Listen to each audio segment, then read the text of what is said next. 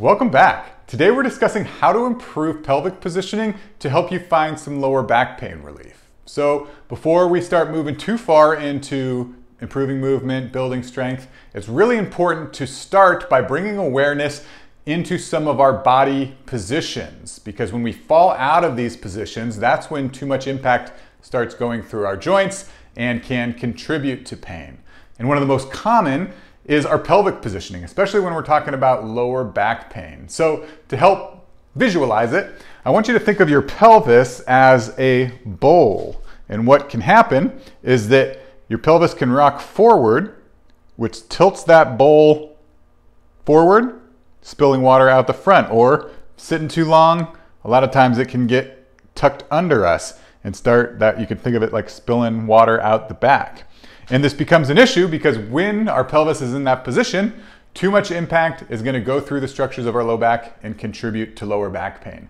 So first thing we want to do is just regain control of that movement. Again, bring some awareness to that movement. So all I have my clients do when they come into the clinic, just standing, just try rocking your pelvis back and forth and really pay attention to how it feels. Again, we need you to understand what your body likes and what it doesn't like. So kind of rock your pelvis forward. And so for me, again, when I rock it forward, I can feel that tension in the lower back. My body doesn't like it, so I want to stay out of that position. Or you can rock the pelvis back. And again, that helps take some of the pain. So my body likes that positioning a little better. And ideally, what you want to find is that position right in the middle where there's the least amount of pain, ideally no pain. If you're having a hard time finding that, the easiest solution is to just squeeze your glutes. So again, your glutes control this pelvic movement. So all you need to do is squeeze those glutes as tight as you can. And what'll happen if your pelvis is rocked forward or backward, the glutes will pull it into its proper position.